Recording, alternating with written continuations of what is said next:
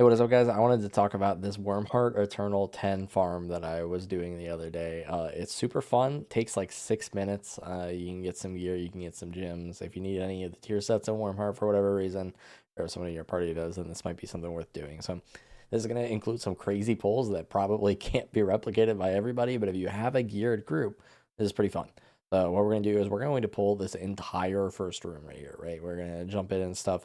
I have kind of like since optimized this pull a little bit. I pull those guys with a taunt instead, and then I charge backwards to like kind of get them all in.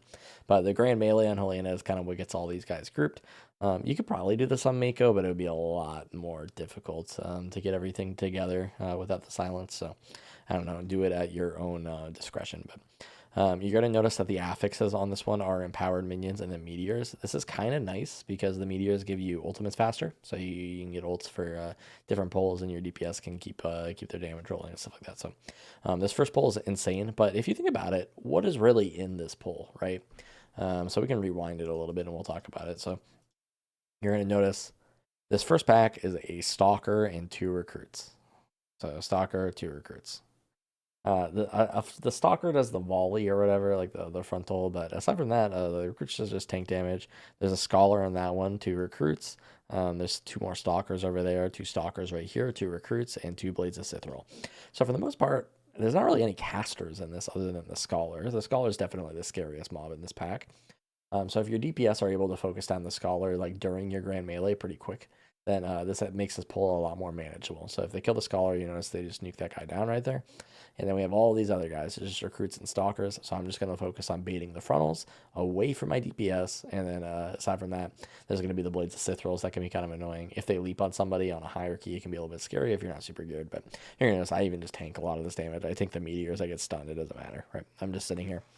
And I'm keeping the DRs on the people with my shockwave, and yeah, and I'm able to live this pack, and then we roll into the next pack after this. So the next pack is going to be a little bit scarier on the 10 because it does have an empowered assassin. You're going to want to place your focus onto the assassin, so if it jumps onto somebody, you can kick it really quickly. Have your DPS watching out for it as well. There's also one scholar in this pack. Unfortunately, you can't use a chicken in this route if you are going to do it in its entirety because we are going to be shrouding a pack later. So this is a 4 pull route. You will have 4 total pulls in this one, dungeon. This is going to be the second pull right here. I like to LOS it in this corner. If you actually go to the other corner, there is a snap spot. And if you're in the snap spot with the stalkers, they will frontal into the wall. However, I've done this a few times. It's just really weird. Like as a tank, like you don't really see very much, so it gets kind of funky. Sometimes not all the mobs come into the snap spot, so it's not super great. So we're just keeping an eye on the assassin right here, killing this pack. And once this pack is dead, we're going to be doing another big pull. Again, this route probably doesn't work super well if you're not super geared. You want to be a little bit over geared for this, but if you are decently geared, so I think at this time I'm like 315 item level. My DPS are probably around 320, 330 or something like that. So we're not like full bis or anything, but we have a decent amount of gear, right? So we're gonna actually be pulling that golem from the left right here, and this will give us some extra percent that we need to skip that last scholar pack. We really don't like that pack. Scholars are just a really annoying mob to fight, predominantly because of the orb that they spawn that like follows DPS around and stuff. You're gonna notice on this ledge that I'm standing as well. Sometimes the blades of Sithrils will actually just cancel their cast. They're like Spinny Boy if you just stand on the ledge. So I'm gonna be utilizing that tech later on in this dungeon as well. We ended up using our ultimate on this pack. Ideally, I'd like to save it for this next pack because this next pack is crazy, right? But we did end up using it there. Luckily, we do still have our grand melee, so it's going to be okay, right? So we're going to kill these ice shardlings, and I'm going to mount up. If you're ever looking to group a big pack in Fellowship, mounting up is a great way to do it without having to like spend too much time like running around and getting hit and stuff like that. So you're gonna notice I just mount, I run straight through these things. And there's actually a snap spot right on the ledge here, right behind this little flag. So you notice I grand melee here in a few seconds, and everything is snapped up onto this ledge. And basically, my DPS are just going to focus on AoEing down. They're going to target the assassin and the chronomancers, I believe are their names in this pack. Those are the scary mobs, the casters. And other than that, this pack is basically just a dummy pack over here on this ledge, right? We do have that stalker over there in the corner. I think I do, the pack gets a little bit scarier because that one stalker didn't come in, but I'm probably going to dash out there and get aggro on it to make sure that everything goes down here. So, um, You know, it's our whole group is just vibing right now. The pack's pretty much dead. We have the assassin dead. There's one chronomancer in there, but a couple of blades of Sith rolls, a couple stalkers, and we are vibing.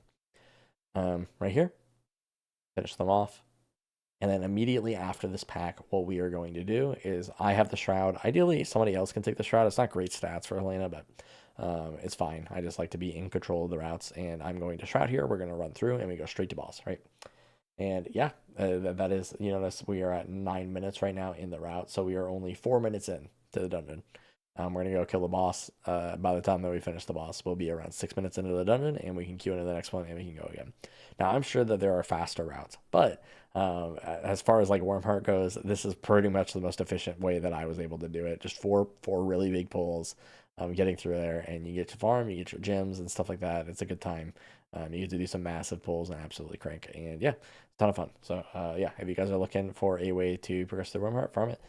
This is what I would recommend. And other than that, let me know if you guys have any questions. If you guys want to catch me live on Twitch, I'll be streaming stuff like this, as well as my later Eternal progression. We just got up to Eternal 26. We're starting to push into the 30s. I'm super excited for that. Other than that, I will see you guys in the next one. Peace out.